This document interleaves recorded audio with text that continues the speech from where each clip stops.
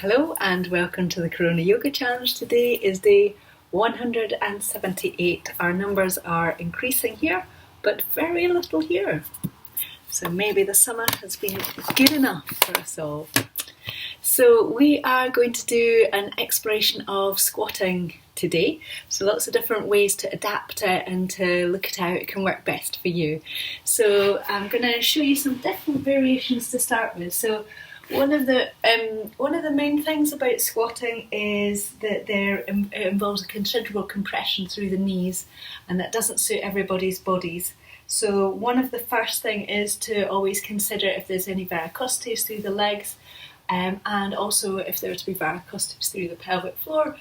This is a very downward energy and could be too much. So again, if there were issues of the pelvic floor not being entirely strong at a particular time in your life, then it would be definitely be very mindful about how you go ahead with squat pose. So what I'm going to show you to start with is where I would start off with it. So obviously you can come back and forth in all fours, so as we do fairly often.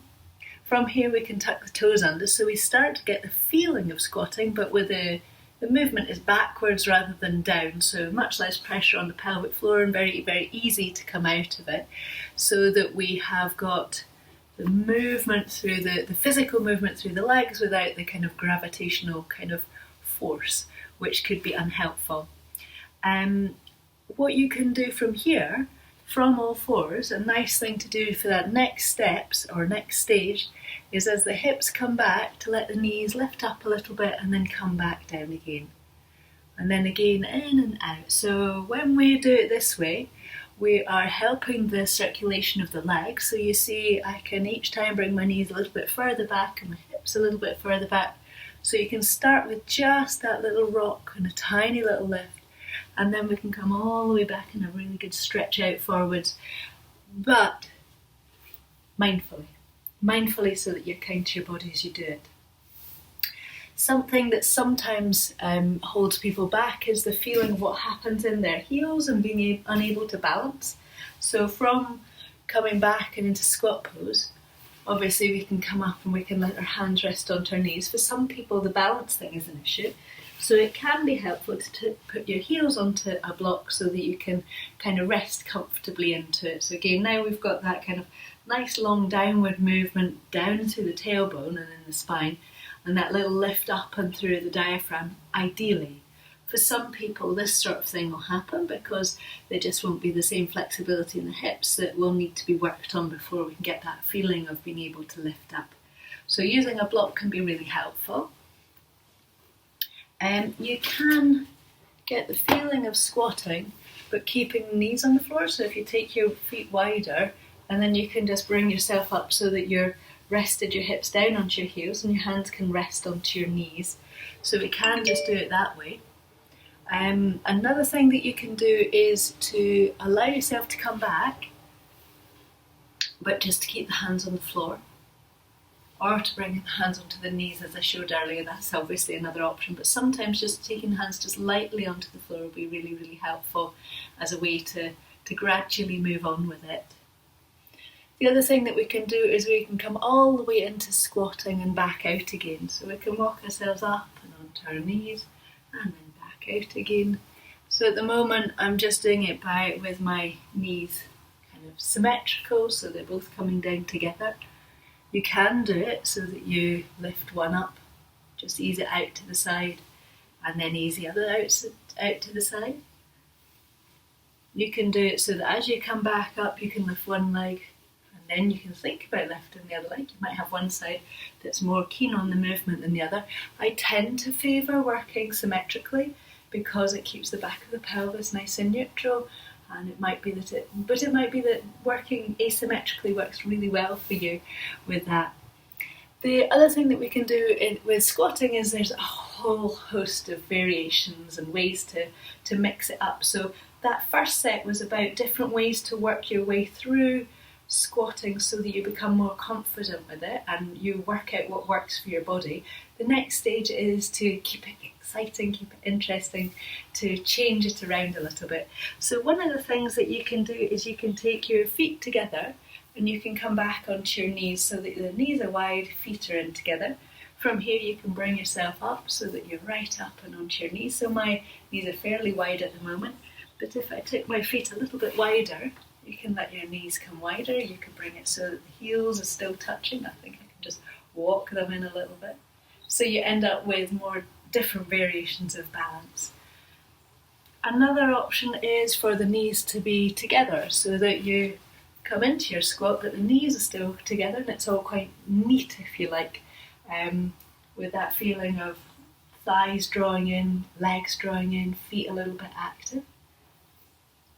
From here, or the legs wide, you can bring yourself round to one side so you can get that feeling of that lift up and round. So you ease round to one side and then round to the other. You can take your, she says, having a little hello to the floor. You can take your hands in towards your heart. You can ease yourself round that way.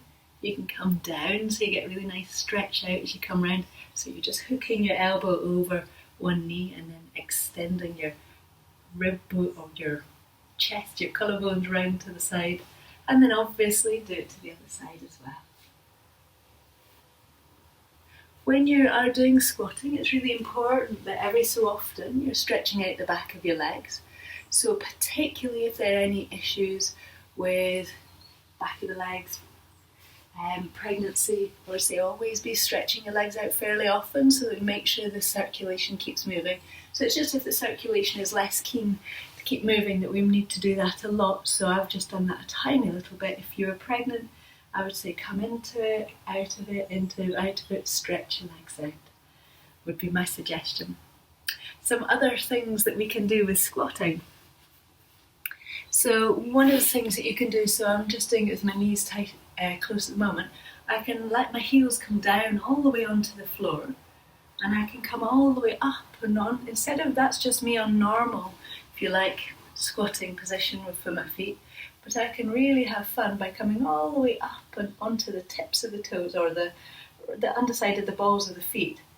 And then from there, obviously you can do that from different positions. So you can be drawing your heels down, so they come steady and down through the back of the legs.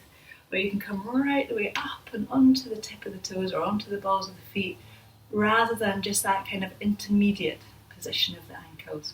So it's just lifting the ankles higher, which is a really nice feeling. And then sinking yourselves down. Another nice thing to do is bring your hands to your heart and then press down through your feet as you bring yourself all the way up and overhead, stretch out, and then hands come down. And you can sink yourself back and forth. You can do that with your breath a couple of times or lots of times if you want to. Another thing is to take the feet wide and to have the knees wide, and you can take your elbows towards your knees, so you just gently extend them out. Just another nice stretch out for the hips and the legs. If you do take the knees wide, just make sure you bring them in a little bit before you come back and into all fours. That way make sure that we don't put the knees under any strange angles. And I'm just having a little check of any other ones I've put down for you that I've not done. The other one that I haven't done is when you take your hands onto your head, so you can let your hands come up and then you just sink them down so you end up with a kind of nice symmetry between the arms and potentially between the legs. Oh, nice stretch out and then out and down. One thing that's really helpful with squatting is to look at the position of your back and what your back does within it. So I showed earlier from all fours the feeling of drawing your hips back and extending yourself back, so you extend the hips down to the floor beneath you and you keep your arms stretched out. It's a lovely way to stretch out through the lower back. From here you can let your hands come onto your head and you can just gently ease down. This is another personal favourite because it's so nice for the feeling of my back. And then from here, sometimes it can be really helpful to try and find the kind of natural curves of the spine. So this is my back, it's very comfortable, but my back is like that. It's just flattened off, whereas natural curves would go that way. So for me to do that, I'd have to bring the shoulders up, and then you can see at the back of the body there's a little curve at the back of the waist again.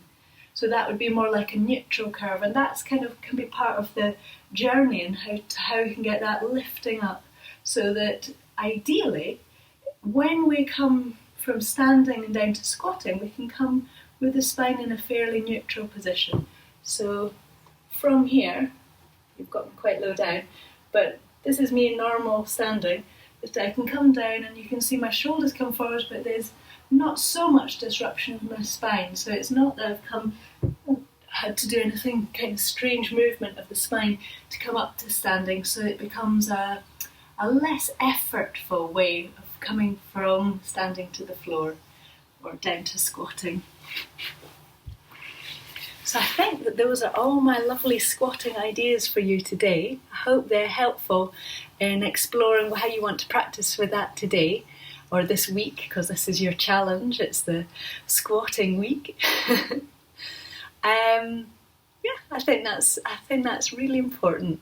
Very good for the pelvic floor. Once you've got a certain amount of pelvic floor tone, then squatting can be really, really helpful because it exercises the pelvic floor and helps it to keep strong. However, caveat, going too far too soon can be really unhelpful because obviously the downward pressure can lead to the pelvic floor weakening. So it's important that there's a feeling of neutrality in the pelvic floor, so that if you come into squatting and as soon as you come in you get this heavy down feeling through the pelvic floor, I would say don't do it unless you're giving birth at the time, and then it's a fantastic thing to do. But most likely not for Caucasian women, because the Caucasian pelvis tends not to give birth in a squatting position. So all sorts of thoughts for you there. I hope you very much enjoy squatting. For me, it's become a pretty comfortable place to be, and I find it really, really helpful for a variety of things. I hope you get a similar amount of pleasure out of it, exploring it and working out what's going to work best for you. Thank you very much. Have a super week.